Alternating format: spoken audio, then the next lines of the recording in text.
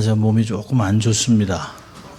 조금 저체온증 현상이 좀 나타나는 것 같아서 일단 최선을 다하겠습니다만은 추운데 몸을 너무 익스포즈를 해놔서 제가 조금 몸이 좀 안 좋습니다. 오늘 하나님 말씀은 시편 32편 8절입니다. 시편 32편 8절 한 절만 봅니다.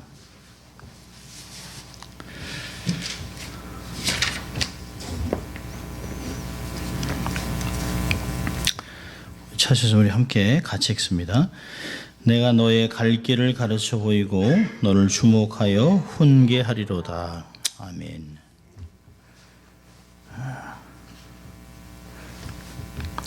오늘 하나님의 인도하심에 대해서 좀 잠깐 보려고 합니다. 저는 막 부들부들 떨립니다. 지금 제가 몸이 추워가지고 너무 추워서.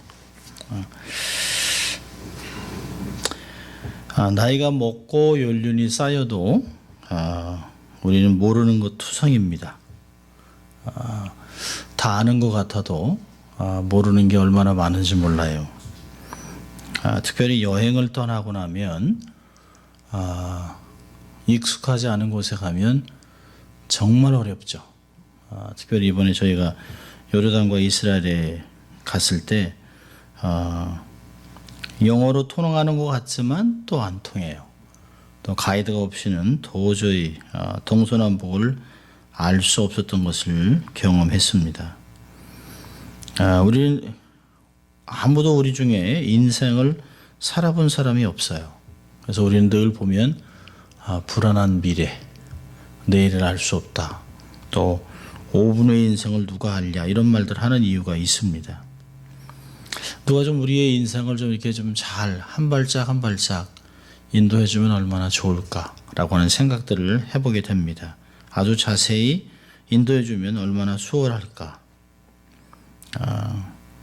실수에 대한 불안함이 없죠. 가이드가 있으면 그냥 따라가기만 하면 되는 것입니다. 오늘 보면 그 시편 기자가 이렇게 얘기합니다. 하나님께서 말씀하신 것이죠. 내가 너의 갈 길을 가르쳐 보이고, 원래 원문을 보면 너의 반드시 가야 할 길, 그냥 길이 아니죠. In the way you should go, 우리가 걸어야 할 그 길을 가르쳐 주겠다. 또 너를 주목하여 계속해서 상담하고 훈계해 주겠다라고 하는 말을 하고 있습니다. I will instruct you and teach you in the way you should go. I will counsel you and watch over you. 한 해를 시작하면서 1월 달이면 또 한 해는 어떻게 우리가 보내야 할까? 어느 방향으로 가야 할까? 또 이제까지 익숙한 길을 계속 또 가도 될 것인가? 라고 하는 생각들을 합니다. 누가 이쪽으로 이렇게 가르쳐만 준다면 얼마나 삶이 쉬울까라는 생각도 합니다. 세상에 쉬운 일은 아무것도 없죠. 비즈니스를 하는 것도, 또 가정을 꾸리는 것도, 자녀를 양육하는 것도, 사람을 만나는 것도, 목회를 하는 것도, 또 모든 관계 속에서 쉬운 것은 하나도 없습니다. 현재 전 세계 인구가 70억이 넘었습니다. 그런데 정말 하나님이 각 개인을 인도하는 것이 가능할까? 또 하나님의 인도하심을 받는 것이 정말 가능할까? 라고 하는 생각들을 해봅니다. 그런데 하나님은 우리에게 약속을 하셨어요. 이사야 58장 11절을 보면 나 여호와가 너를 항상 인도하여 마른 곳에서도 내 영혼을 만족해 하며 내 뼈를 견고케 하리니 너는 물된 동산 같겠고 물이 끊어지지 아니하는 샘 같을 것이라. 하나님이 늘 우리의 삶을 인도해 주겠다라고 이야기하고 있습니다. 우리를 만족해 하고 견고케 하고 마른 사막에서 물된 동산 같은 인생으로 만들어 주겠다고 하나님이 이야기하셨습니다. 시편 37편을 보면 23절에 이런 말씀이 있어요. 여호와께서 사람의 걸음을 정하시고 그 길을 기뻐하시나니. 하나님이 사람들에게 각기 길을 정해 놓으셨습니다. 그리고 그 길을 걸어가면 기뻐하세요. 그런데 그 길이 많은 것이 아니죠. 각 사람에게 자기가 각자 가야 할 길들이 있습니다. 하나님이 이미 세팅을 해 놓으셨어요. 근데 우리가 그 길을 어떤 때는 좋아하기도 하고 익숙지 않아서 우리가 거부하기도 합니다.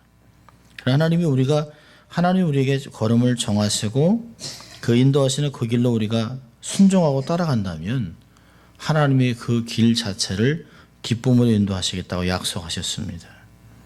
우리 잠언서 3장 6절을 볼까요? 잠언서 3장 6절.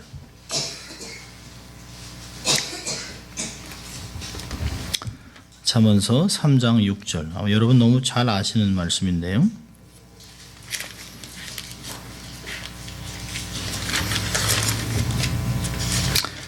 잠언서 3장 6절. 그리고 5절 6절 한번 같이 읽죠. 너는 마음을 다하여 여호와를 의뢰하고 내 명철을 의지하지 말라. 너는 범사의 것을 인정하라. 그리하면 내 길을 지도하시리라. 예, 하나님 말씀하셨습니다. 우리는 스스로 우리를 많이 알고 있다라고 생각할 때도 있고요. 우리의 경험들을 의지하고 또 우리가 스스로 걸음을 정하고 또 우리의 지혜를 자랑할 때가 많이 있습니다. 여기 보면 마음을 다하고 뜻을 다해 명철을 의지하지 말아라. 하나님을 의지하라고 우리에게 명령하고 있습니다.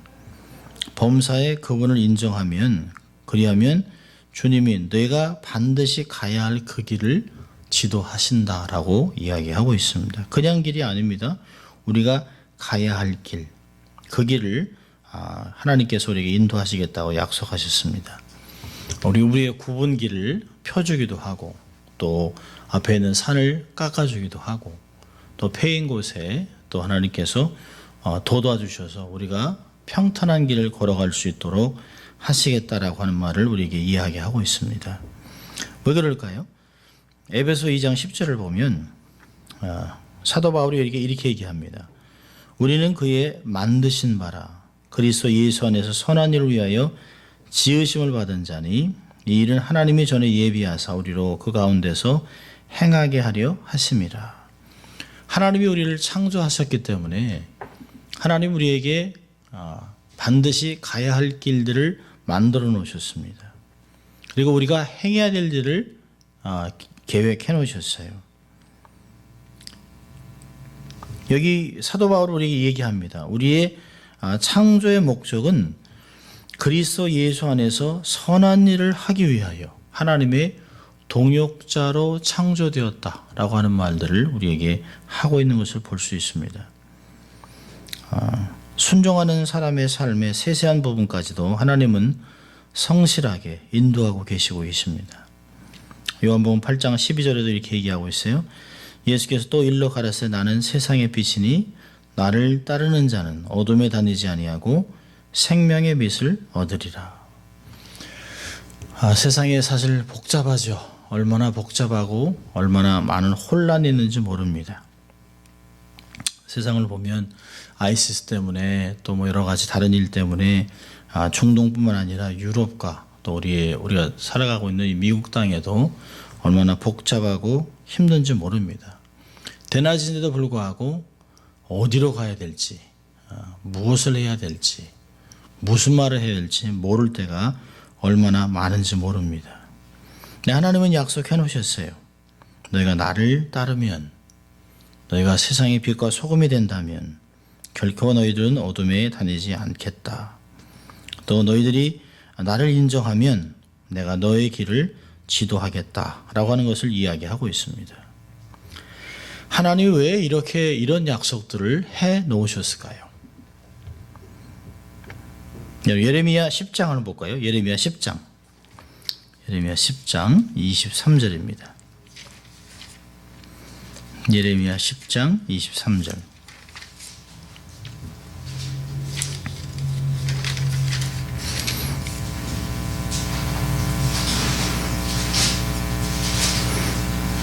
찾으시면 같이 읽죠. 예레미야 10장 23절. 여호와여 내가 알거니와 인생의 길이 자기에게 있지 아니하니 걸음을 지도함이 걷는 자에게 있지 아니함이니이다. 예. 우리가 스스로 걷는 것이 아니라는 것이에요. 우리가 우리의 인생을 계획하고 우리의 인생을 디자인하고 우리의 인생을 마음대로 살아갈 수 있는 그런 사람들이 아니라고 얘기하고 있습니다. 인생의 길이 자기에게 있지 않다. 내가 주장하고 내 마음대로 내 인생은 나의 것이라고 얘기할 수 없다는 것이에요. 우리는 가끔 그렇게 살아가죠. 내가 내 힘으로 살아가고 내 인생은 나의 것이라고 이야기합니다. 그런데 그렇지 않습니다. 전도서 9장 1절에서는 다 하나님의 손 안에 있다라고 얘기하고 있습니다. 세상 말에 그런 말이 있잖아요. 부처 손 안에 있다. 사실 부처 얘기가 아니에요. 하나님의 손 안에 모든 것이 있습니다. 창조주 하나님의 손 안에 하나님의 그분이 빚으시면 우리가 그렇게 빚어지는 것이고 주의 손으로 누르면 망가지는 것이고 주의 손으로 축복하면 사람이 살아가는 것을 볼 수 있어요. 하나님의 손이 똑같이 나타났는데도 사도행전 11장에서는 하나님의 손이 그들과 함께함으로 복음의 역사가 나타났다라고 얘기하고 있지만 13장으로 넘어가면 하나님의 손이 마술하는 자의 손을 그 인생을 눌렀다라고 얘기하고 있습니다. 똑같은 손이 축복하고 있는가 그를 치고 있는가가 성경에 나타나고 있습니다. 모든 것은 하나님의 손 안에 있습니다. 잠언서 5장 21절에서 얘기합니다. 인생이 하나님의 손 앞에 완전히 펼쳐져 있다. 하나님이 우리의 삶을 볼 때 어느 한 부분을 보는 게 아니라는 것이에요. 우리가 태어나서 죽을 때까지 또 하나님께서 만세전에 우리를 택하셨다가 어느 한 시간에 태어나서 성장하다가 어느 시간에 죽을 것까지도 모든 것을 한눈에 다 보고 있다고 얘기하고 있습니다. Our ways are in a full view of the Lord. 하나님이 완벽하게 다 보고 있어요. 그리고 하나님께서 그 길을 다 테스트해보고 exam해보고 풀어야 될 것은 풀어주고 또 묶어야 될 것은 묶어주고 하나님께서 그렇게 하시겠다고 약속하고 있습니다.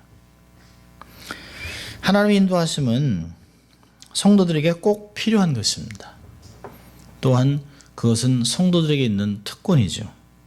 모든 사람들은 마치 자신이 살아가야만 되는 스스로 인생을 개척해야 된다고 생각을 합니다. 그러나 성경은 그것을 어리석다라고 얘기합니다. 자기의 명철을 의지하지 말고 하나님을 전심으로 의뢰하면 그분이 너희들이 가야 할 길, 우리가 가야 할 길을 알려주시고 인도하시겠다, 지도하시겠다라고 이야기하고 있습니다. 성경은 지속적으로 얘기하죠. 하나님께서 우리의 말씀으로 발등상이 되게 하셔서 우리 한 걸음 한 걸음 우리를 인도하고 있다라고 이야기하고 있습니다. 근데 하나님의 인도하심은 모든 인간을 다 동일하게 인도하지 않습니다. 독특하게 우리의 개별적으로 또 우리의 인격과 지식과 경험과 모든 재능과 기질에 따라서 하나님 우리를 인도하시는 것을 볼 수 있습니다. 하나님 모든 사람과 동일한 관계를 맺지 않습니다. 하나님은 각자 모든 사람에게 개인 개별적이고 인간적인 인격적인 관계를 통해서 인도하고 있는 것을 볼 수 있습니다. 70억이라고 하는 인구가 있지만 70억의 인구의 모든 사람의 지문은 다 다릅니다. 그런 걸 보면 우리는 70억 사람 중에 유일한 사람입니다. 절대로 비교하면 안 됩니다. 나도 저런 사람 같이 돼야지, 내가 저 사람이 돼야 되겠다라는 생각은 마치 하나님의 계획을 받아들이지 않는 것과 똑같습니다. 창조주를 무시하는 행위와 마찬가지죠. 하나님이 제일 기뻐하는 것은 바로 내가 나 되는 것입니다. 하나님이 원하시는 그 사람, 나로서 존재로서 하나님의 뜻을 발견해 나가는 것 굉장히 중요한 것입니다. 마태복음 6장 33절에서 얘기한 것 같이 너희는 먼저 하나님의 나라와 의를 구하라 라고 하는 것이 모든 사람이 다 동일하게 어떤 방법으로 어떤 시간에 하는 것이 아니죠. 각자 내가 되어 나를 향한 하나님의 뜻, 나를 향한 하나님의 나라, 하나님의 역사하신 것들을 삶에서 이뤄가는 것이 굉장히 중요하다고 가르치고 있습니다. 우리 모두는 가치가 있는 것이죠. 사람들마다 다 동일한 가치가 있습니다. 마태복음 5장 22절을 보면 재밌는 단어가 하나 나오고 있습니다. 우리 마태복음 5장 22절을 한번 보세요. 보면 아주 재밌는 단어가 하나 나옵니다.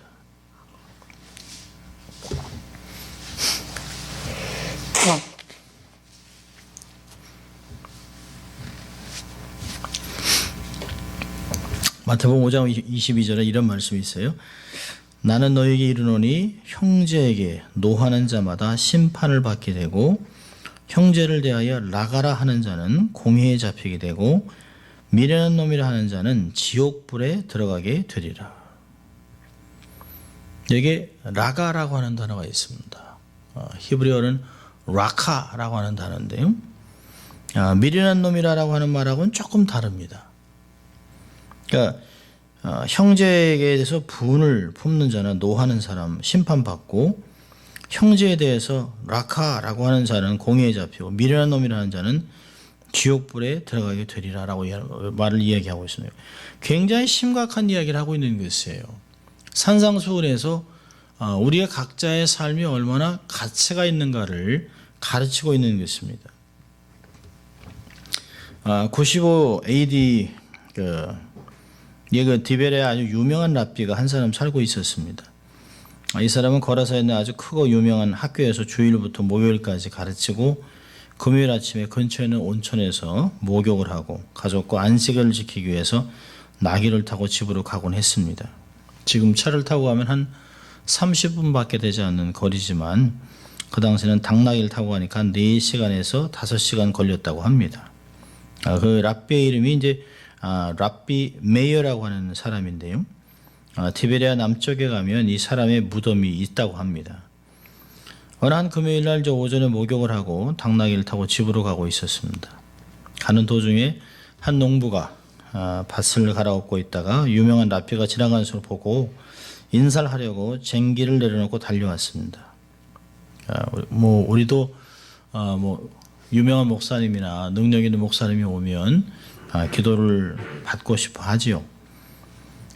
그래. 이 사람도 마찬가지로 농부가 랍비에게 축복 기도를 받으려고 열심히 달려왔습니다. 그런데 랍비가 이 사람이 땀과 흙으로 뒤범벅이 된 농부를 보고 자기에게 달려오는 것을 보고 자기가 깨끗하게 목욕제기를 하고 이제 안식일을 지키기 위해서 가족으로 가고 있는데 이 사람이 달려오면 땀과 흙이 뒤범벅이 된 이 농부가 자기에게 오면 자기의 옷이 좀 더러워질까 봐 stop 그랬습니다. stop 라카라고 한 단어를 했습니다. 멈춰라 라가 그랬습니다. 근데 랍비가 순간적으로 자신이 잘못한 것을 깨달았죠. 그래서 농부에게 내가 라가라고 얘기한 것 너무너무 잘못했다. 용서하십시오. 죄송합니다. 용서해 주십시오. 그러자 농부가 이렇게 했습니다. 랍비님, 저는 그저 단순한 농부고 나는 교육도 받지 못했고 글도 잘 읽지도 못하고 어리석고 그런 제가 어떻게 랍비님을 용서할 수 있겠습니까? 저는 상처받지 않았습니다. 나가라고 불렀을 때 나를 모독한 것이 아니라 저를 이렇게 농부가 되게 하고 이것을 일하게 한 그분, 내 인생을 디자인한 그분을 모욕한 것입니다. 저는 농부인 것에 대해서 아무 꺼리낌이 없습니다. 하나님이 저를 창조하고 농부로 디자인한 것이기 때문에 저는 랍비님을 용서할 수가 없습니다. 용서해 줄 수도 없고 용서할 자격도 없습니다. 그래서 랍비는 말하기를 내가 잘못했다. 당신의 마음을 아프게 한 것 용서해 주십시오. 그래서 농부는 그랬습니다. 랍비님은 저를 만드신 하나님을 욕되게 한 것입니다. 그러니까 제가 용서할 수 없어요. 하나님이 용서해 주셔야 합니다. 하나님께 가서 용서를 구하십시오. 그리고 자신의 일하던 곳에 가서 다시 일을 하기 시작했습니다. 그래서 랍비가 안식일을 지내야 되기 때문에 예배를 드려야 되기 때문에 졸졸졸 쫓아다니면서 용서해달라고 계속 빌었습니다. 안식일의 시간이 다가오면서 농부는 일하던 것을 정리하고 디베라로 나귀를 타고 안식일을 지키러 갔습니다. 그러자 랍비는 계속해서 따라가면서 용서해달라고 빌었습니다. 제가 잘못했습니다. 용서해 주십시오. 농부는 계속 제가 용서할 수 있는 것이 아닙니다라고 얘기합니다. 근데 이 모습을 보고 있던 그 디베라 마을의 장로들이 농부에게 이렇게 얘기했습니다. 너는 왜 유명한 랍비를 부끄럽게 하느냐? 안식일에 다가오는데 랍비를 용서하라. 그러자 농부가 제가 전능하신 이름으로 당신을 용서합니다. 라고 하자 랍비가 감사합니다 하고 집으로 가서 안식일을 지키기 위해서 집으로 돌아갔다는 이야기 있습니다. 여기서 나가라는 말은 뭐냐면 empty head, good for nothing 이라는 뜻입니다. 머리가 텅 빈 가치가 없는 인생. 히브리어로 어리석다는 말은 나발이라는 뜻인데요. 나발. 우리가 그 나발이라는 사람이 나오잖아요. 아비가일이 부인인데요. 나발이라는 단어가 나옵니다. 그러니까 사람에게 어리석다, 미련한 놈이라고 하는 자는 지옥불에 들어간다는 것이에요. 왜 주님은 이렇게 특별히 예수님이 마태복음 산상수훈 5장 22절에 천국 원리를 이야기하면서 주위에 있는 친구와 또 형제에 대해서 이 가치없는 놈아 라고 하는 말에 대해서 지옥불에 떨어질 정도로 이렇게 심각하게 가르쳤을까요?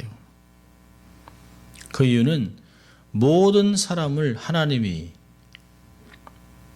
당신의 형상으로 창조하셨기 때문에 하나님은 결코 실수하지 않는다는 것이에요. 흑인이든 백인이든 아시안이든 어느 누구든 장애를 갖고 있든 아니든 어떤 모습이든 크든 작든 누구도 다 하나님의 영광 가운데 당신의 형상으로 창조하셨다는 것이죠. 근데 우리는 가끔 그런 것을 잊어버리고 스스로 판단하고 스스로 하나님이 되려고 하는 일들을 합니다. 사람을 판단하고 정죄하고 그 사람을 어떤 캐터고라이즈 하는 것들을 우리는 스스로 부끄러움 없이 수치감이 없이 두려움이 없이 할 때가 너무 많이 있습니다. 예수님은 모든 사람은 다 가치가 있다. 모든 사람은 다 하나님의 형상을 갖고 있다. 모든 사람은 다 중요한 사람이라고 얘기하고 있는 것이에요. 하나님은 결코 실수하지 않습니다.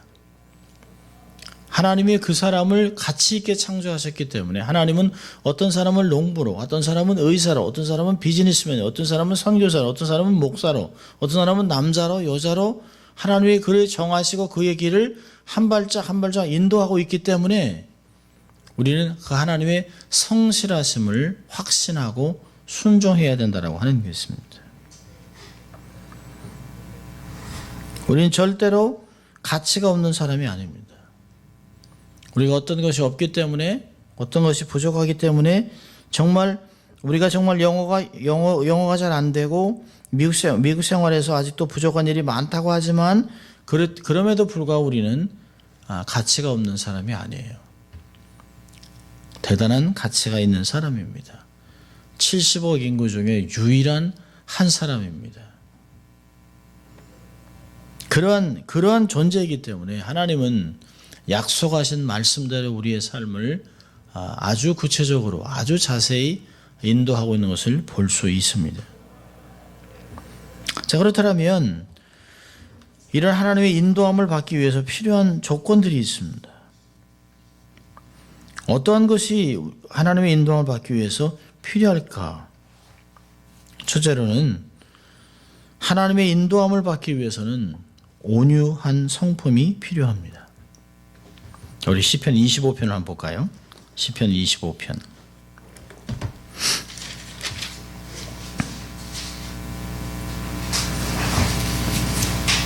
시편 25편 9절입니다. '내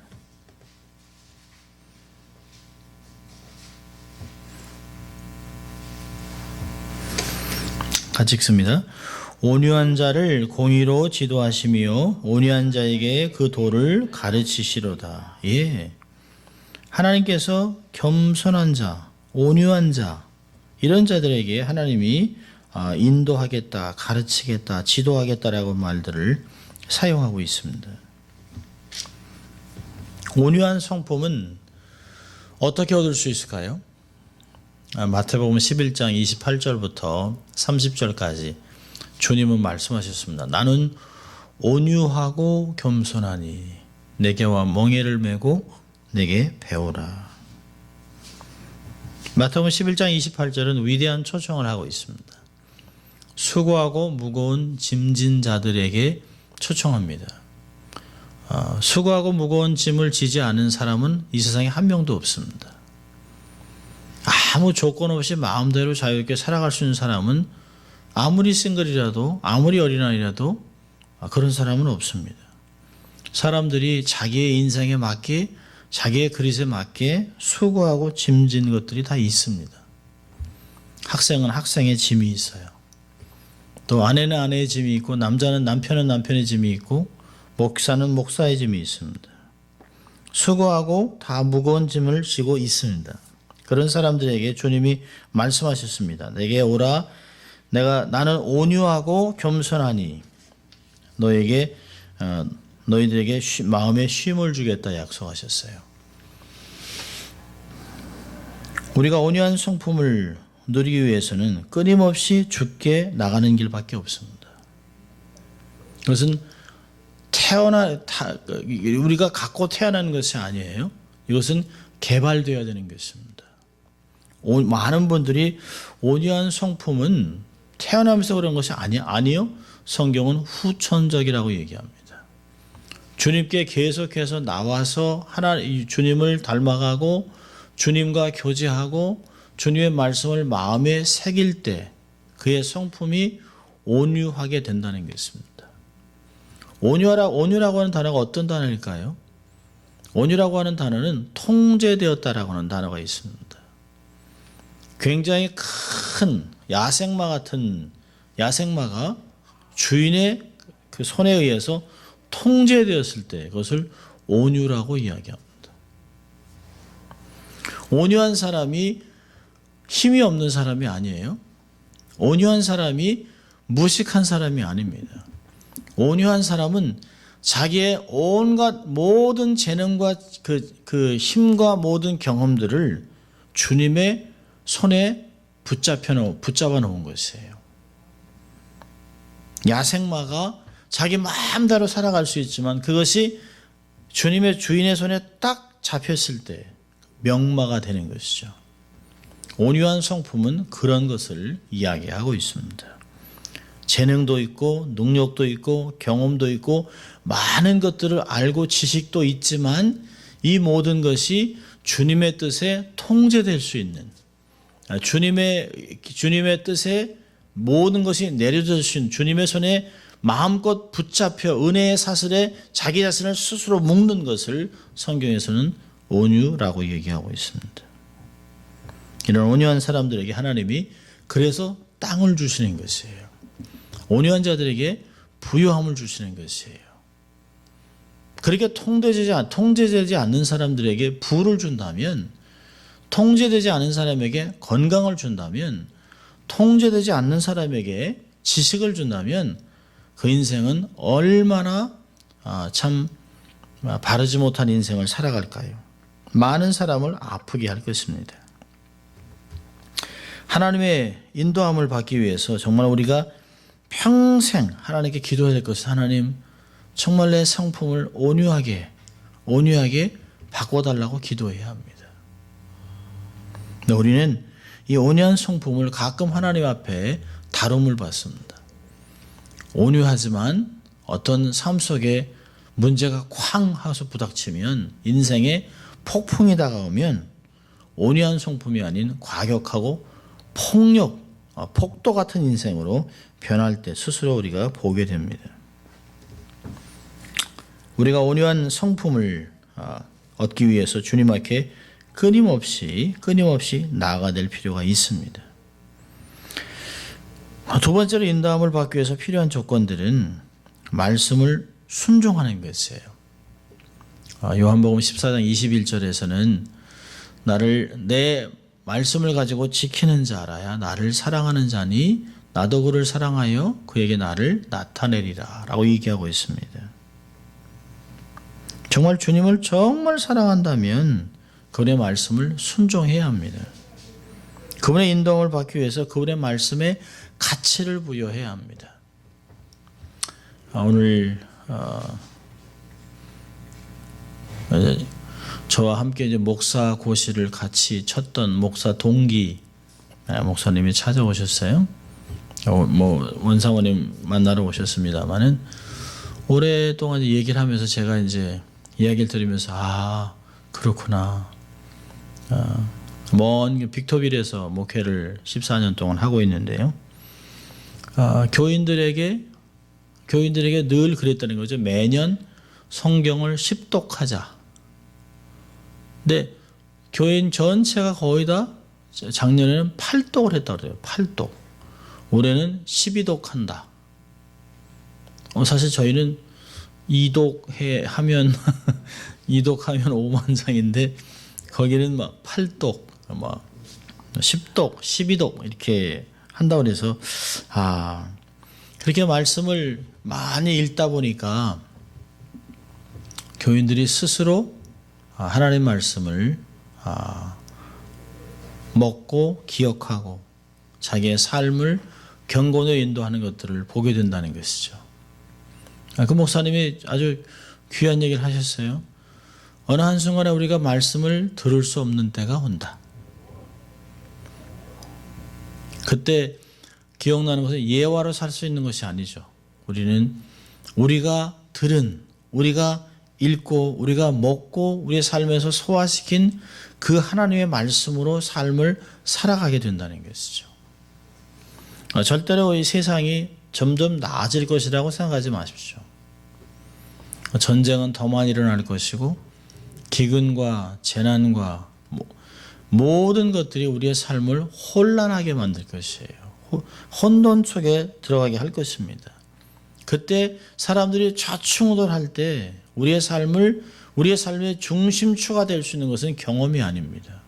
경험은 언제든지 변할 수 있어요. 우리의 삶의 중심추가 될 수 있는 것은 1.1핵도 변하지 않는 하나님의 말씀이라고 믿습니다. 이 말씀을 잘 순종할 때, 이 말씀을 잘 가치를 부여하고 우리의 삶에 새겨놓을 때, 우리 마음판에 잘 각인해 놓으면 비바람이 와도 풍파가 와도 마치 비석에 정으로 쪼아서 만들어 놓은 이름이 변하지 않는 것 같이, 씻겨나가지 않는 것 같이 우리의 마음에 말씀의 정으로 계속해서 반복해서 말씀을 마음에 새겨놓으면 우리의 삶에 인생의 폭풍이 온다 할지라도 우리 영혼이 흔들림이 없다라고 얘기하는 것이에요. 하나님의 인도함을 받기 위해서 정말 필요한 조건은 말씀을 순종하는 것입니다. 순종은 토를 달지 않습니다. 순종은 비교하지 않습니다. 순종은 불평하지 않습니다. 말씀 순종은 있는 그대로 과격하게 순종하는 것입니다. 말씀 순종을 다른 말로 한다면 동행입니다. 하나님과 동행하는 것이에요. 에녹의 삶이 하나님과 동행했다라고 창세기 5장 24절은 우리에게 이야기합니다. 또 세 번째로 하나님의 인도함을 받기 위해서 필요한 조건은 뭐냐면 영 분별력입니다. 우리는 영들을 분별할 필요가 있습니다. 영적인 분별력을 정말 날카롭게 세울 필요가 있습니다. 마지막 때가 되면 거짓 선지자들이 얼마나 많이 나올지 몰라요. 특별히 우리가 마지막 때를 살아가고 있는 것을 어떻게 알 수 있을까요? 갈수록 더 많은 사람이 시한부 종말론에 자기의 삶을 걸어놓을 것이에요. 천년설에 대해서 또 주님의 재림에 대해서 시와 때는 알 수 없다라고 얘기했지만 많은 사람들은 특별한 계시로 자기들에게 주의 재림의 날짜를 알려줬다라고도 얘기합니다. 그리고는 계속 바뀌어요.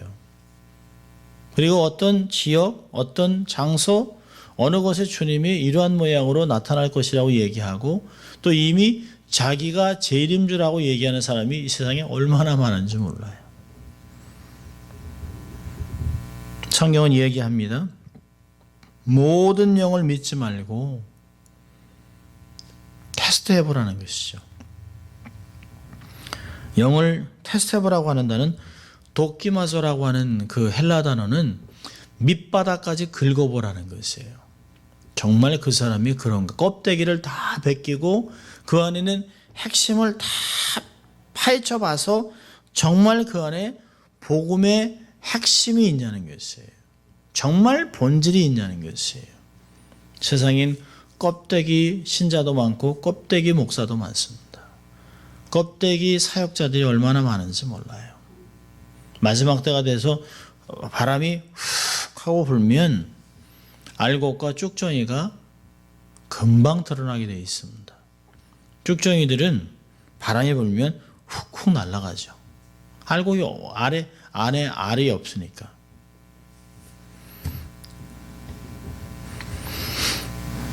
바른 교회, 바른 목회자, 바른 성도들과 함께 살아가는 것 얼마나 행복하고 좋은지 몰라요. 말씀을 잘 분별하는 영적인 분별력이 정말 필요합니다. 누가 능력이 있다, 누가 기적을 베푼다, 어느 곳에 어떤 기적이 나타난다고 우리의 마음을 그냥 열어놔서는 안 돼요.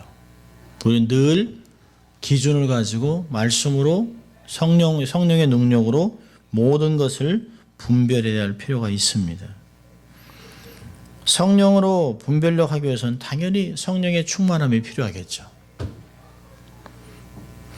영분별력은 성령의 충만함을 유지하지 않아서는 절대로 불가능한 것입니다. 또 하나를 본다면 하나님의 인도함을 받기 위해서 정말 필요한 것은 정직함입니다. 정직함. 자, 우리 잠언서 11장 볼까요? 잠언서 11장. 잠언서 11장 13절.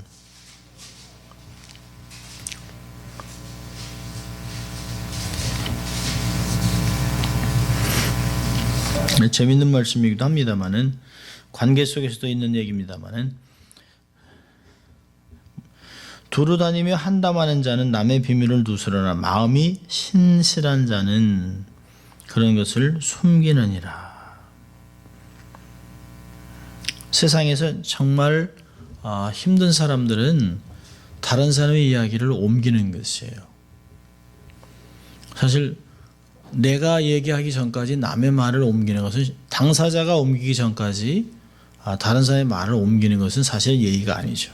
근데 우리는 가끔 기도 제목이라는 제목으로 이야기를 옮겨놓기도 합니다. 이 기도 제목인데요. 누구누구 기도해 주세요. 누구누구 위해서 기도해 주세요. 저도 가끔 그런 실수를 합니다. 참 기도가 필요합니다 라고 얘기해놓고 아차 하는 생각을 합니다.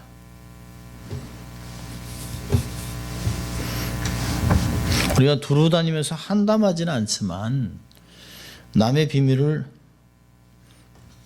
의도적으로 누설하지는 않지만 의도적으로 사람을 뒤에서 이렇게 어렵게 하려고 하지는 않지만 우리는 실수로 말을 흘림으로 어려움을 줄 수가 있습니다. 그렇게 하는 사람에게는 하나님이 하나님의 방법대로 인도하지 않는다는 것이에요. 마음이 신실한 자는 다른 사람의 비밀을 지켜주는 것이에요. 정직함은 정말 어려운 것입니다. 정직은 정말 혀를 깨물고 입술을 깨물면서 자기의 삶을 지켜야 될 필요가 있어요. 하나님께서 우리의 삶을 정말 신실하게 인도할 때 하나님이 내게 주신 것 외에는 다른 것들을 이야기할 필요가 없죠. 하나님은 참 인격적인 하나님이십니다. 하나님은 결코 다른 사람의 이야기를 하지 않습니다. 하나님은 제게 다가와서 제 마음에 감동을 주실 때 결코 다른 사람은 어떻더라 라고 하지 않습니다. 아무리 목사고 아무리 사역을 한다 할지라도 하나님이 다른 사람의 비밀을 제게 알려주지 않습니다. 저 사람이 이런 몇 월 며칠 날 무슨 죄를 졌어 넌 꼭 알고 있어라 이렇게 하지 않습니다. 하나님은 그렇게 하지 않으세요. 그렇다면 우리가 하나님의 성품을 갖고 있다면, 하나님의 형상을 갖고 있다면 우리도 다른 사람의 이야기를 하지 말아야 합니다. 한 해는 정말 내가 들은 이야기를 밖에 가서 전하지 않는, 그 이야기가 돌고 돌아서 내게 들어올 때 마음은 참담해집니다. 하나님의 인도함을 받기 위해서 한 해 동안 온유한 성품도 중요합니다. 말씀을 순종함도 중요합니다. 영적인 분별력도 중요하지만 정말 정직함이 필요합니다. 정직함은 그냥 가만히 있는 것으로 되는 것이 아니에요. 정직함은 싸워나가야 합니다. 정직함은 정말 자기의 내면과 자기의 마음과 자기의 입술과 정말 전쟁을 치러가면서 하나님이 허락한 만큼만 내가 이야기하고 허락한 만큼만 들으러 가는 그런 마음이 필요한 것이에요. 이런 것은 정직함은 어디서 올까요? 하나님을 경외할 때만 가능합니다. 하나님을 경외할 때.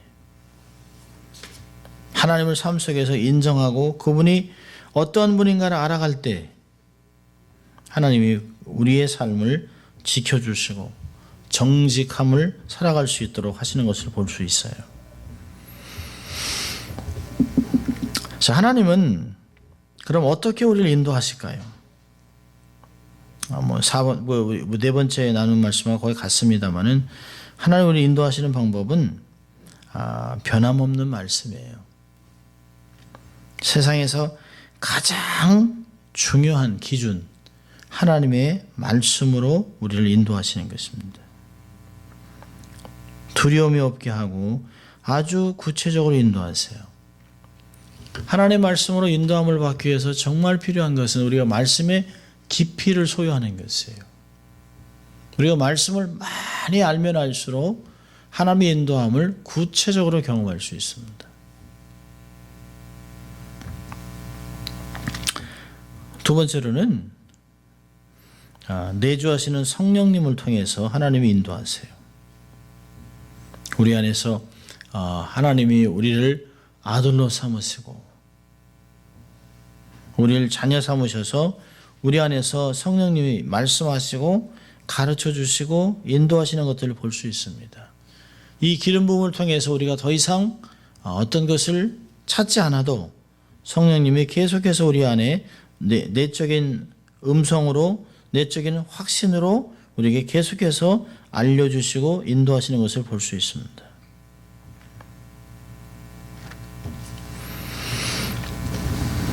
또 하나는 이 성령이 말씀하신 것을 확증하는 외적인 상황을 통해서 말씀하세요. 환경을 통해서도. 하나님은 환경을 통해서도 많은 메시지를 우리에게 전해주시죠. 근데 우리가 기억해야 될 것은 외적인 상황이 결코 상식 밖이 되면 안 된다는 것이에요. 저는 늘 이야기합니다. 신앙은 상식입니다. 상식 이하의 행동을 하면 안 돼요. 상식 이하의 판단을 해도 안 돼요. 절대로 말씀을 꺾는 일이 있으면 안 됩니다. 하나님의 원리를 위반치 않으면서도 상식이 통하는, 하나님이 갑자기 이유도 없이 내게 아프가니스탄으로 가라라고 하지 않습니다. 하나님이 갑자기 무엇을 버려라 이렇게 하지 않습니다. 하나님께서는 우리의 삶 속에 우리의 삶에서 정말 상식이 통하는 우리가 이해하는 방법으로 우리를 인도하시는 것을 볼 수 있어요. 자, 마지막으로 이제 정리를 하려고 합니다. 하나님의 인도함 받을 때 정말 주의해야 될 것. 하나님이 우리 올해도 인도하실 거죠. 내년에도 주님을 만날 때까지 주님은 늘 우리를 인도하실 것이에요. 문제는 하나님에게 문제가 있는 것이 아닙니다. 문제는 내게 있습니다. 하나님은 늘 우리에게 말씀하셨어요. 지난 수천 년 동안 동일하게 1.1획도 틀리지 않는 이 말씀으로 우리의 삶을 지속적으로 인도하셨고요. 늘 하나님께서 아침마다 해가 떠오르면서 그분의 성실함을 우리에게 알려주셨어요. 또 믿지 않는 자나 믿는 자에게도 다 비와 해를 주시면서 하나님이 얼마나 일반적인 은총을 많이 주셨는가를 얘기하셨습니다. 비록 예수 믿지 않음에도 불구하고 재능을 주어서 돈을 잘 벌게 하고 건강하게 하고 지혜롭게 살아가는 방법들을 다 주셨어요. 그럼에도 불구하고 그 위에 하나님이 우리를 택하셔서 하나님의 자녀로 삶을 살아가게 하셨는데 탁월한 인생을 살아함에도 불구하고 그렇게 살지 못하는 이유는 하나님에게 있는 것이 아니에요. 그것은 우리에게 있습니다. 자, 하나님의 인도하심을 바르게 받기 위해서 주의해야 될 것은 첫째로는 편견을 버려야 합니다.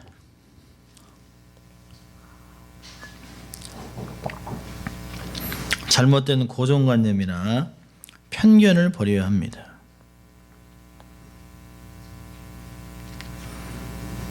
여러분, 우리는 오류가 많아요. 우리는 실수할 수 있어요. 우리는 가끔 이런 얘기 합니다. 우리가 경험하지 않았기 때문에 이건 안 된다. 아니요. 하나님은 얼마든지 하실 수 있어요. 막대기 갖고도 세상을 바꿔놓을 수 있어요. 어떤 잘못된 고정관념, 저 사람 안 돼. 이건 안 되는 거야. 이렇게 사람들을 거부하면 안 돼요. 우리는 잘못된 고정관념과 가치기준, 편견들을 버려야 합니다. 이런 것은 지방색도 있어요. 경상도, 전라도, 충청도, 이북, 오도, 나라도 조그만 조금 지도에 손가락으로 이렇게 찍으면 안 보이는 그 지도, 그 안에서 그 사람들끼리 그렇게 얘기합니다. 어느 대학교, 어느 중학교, 교인들끼리 모이면 이렇게 뭐 호구조사하죠. 뭐 국민학교까지 맞춰보고 유치원까지 맞춰보는. 그리고 그 사람은 거봐라고 이렇게 우리는 가끔 가치 기준과 편견을 가지고 사람을 바라볼 때가 있어요. 하나님은 우리에게 편견을 갖고 있지 않습니다. 하나님은 우리에게 어떤 고정관념으로 다가오지 않습니다. 주님은 열린 마음으로 다가옵니다. 주님은 우리를 한 번도 거부한 적이 없어요. 안 된다라고 얘기하지 않습니다. 우리가 늘 안 된다, 안 된다라고 얘기합니다. 자, 두 번째로 하나님의 인도하심을 받기 위해서 주의해야 될 것은 뭐냐면 인내하라고 하는 것입니다. 성급하면 안 됩니다. 기다리지 못하고 성급한 것은 큰 거침돌입니다.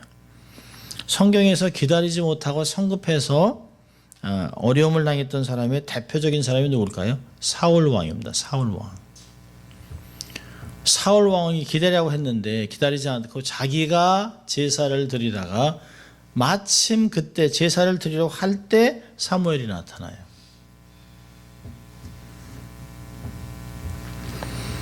우리가 왜 인내하지 못할까요? 인내하지 못하는 것은 우리의 욕망이 크기 때문에 그렇습니다. 하나님에 대한 오해 때문에 그렇습니다. 하나님은 밴딩머신이 아니에요. 우리가 오전을 넣고 사탕을 원하는 것 같은 75전을 넣고 콜라 깡통을 빼먹는 그런 하나님이 아니라는 거죠. 우리는 늘 그러죠. 하나를 집어넣으면 하나가 나오게 됐다라고 생각을 하고 있습니다. 그렇지 않습니다. 하나를 집어넣고 열을 집어넣어도 안 나올 수도 있습니다. 왜 그럴까요? 하나님의 뜻을 행하지 않기 때문입니다.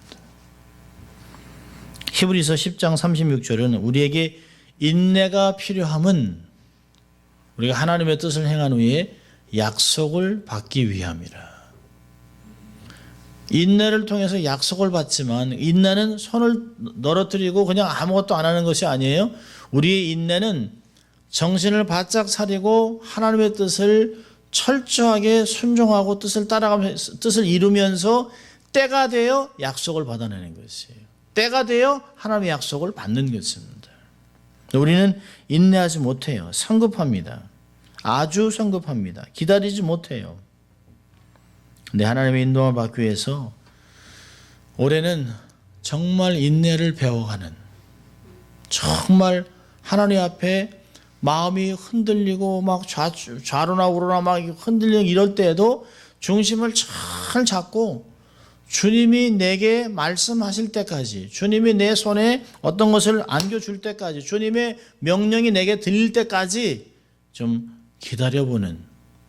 지난번에도 2주 전에 제가 말씀을 전할 때 기다림이라고 말씀드렸습니다. 기다림. 오늘 인내함 필요합니다. 세 번째로는 하나님의 인도함을 받기 위해서 주의할 것은 말을 아끼는 것이에요. 말을 아끼는 것. 성경에도 보면 말이 많으면 실수한다. 실수가 많죠. 교회에서 누가 제일 말이 많을까요? 목사. 그래서 참 고민이 되죠. 자, 마지막으로 하나는 하나님의 인도함을 받기 위해서 기도를 쉬지 말아야 합니다. 참 기도는 노동이죠. 쉽지 않죠. 제게도 성경을 읽는 것이 훨씬 쉽습니다. 기도하는 것보다. 그냥 말씀을 쭉쭉 읽어나가는 게 하루에 50장, 70장 이렇게 읽어나가는 게 쉽지, 한 시간 앉아서 하나님 앞에 기도하려면 이게 어려워요.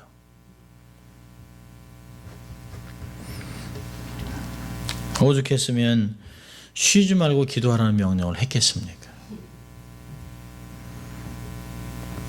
기도를 쉬지 말아야 합니다. 기도를 쉬지 말라를 다른 말로 얘기한다면 마음을 풀어놓지 말라는 거예요. 우리가 기도하는 동안은 우리의 영적인 긴장감을 유지하고 있습니다. 우리가 기도를 탁 놓는 순간 마음이 탁 풀어져요. 그리고 마음이 풀어지면 혀가 풀어집니다. 혀가 풀어지면 실수해요. 말을 툭툭 던지게 되어 있습니다. 마음을 풀어놓지 말아야 합니다. 한 주간을 살아가면서 하나님의 말씀과 영적으로 지혜로운 지도자들, 친구들의 충고에 귀를 많이 기울이세요. 많이 들으세요. 그리고 성령의 인도하심을 진지하게 구하세요. 그리고 그분의 인도하심에 평강 가운데 잘 순종하면 하나님이 그 순종을 귀하게 보시고 우리 주위에 사람들을 붙여주시고 환경을 조성하고 또 하나님의 더 큰 그림을 볼 수 있도록 우리의 영안을 열어주실 것입니다. 믿음으로 심은 것을 불신으로 거두면 안 돼요. 이제까지 믿음으로 잘 해오셨습니다. 이제까지 믿음으로 몸부림치고 하나님 앞에 매달리고 하나님 앞에 하나님의 행하실 것들을 기대하며 살아왔다면 절대로 조급함이나 절대로 상식이나 또 아니면 기다리지 못해서 잘못된 편견을 가지고 하나님의 뜻을 꺾고 육신의 것을 거두면 안 됩니다. 우리는 가끔 그런 것들을 보게 됩니다. 믿음으로 심은 것은 믿음으로 성령의 열매를 거둬야 합니다.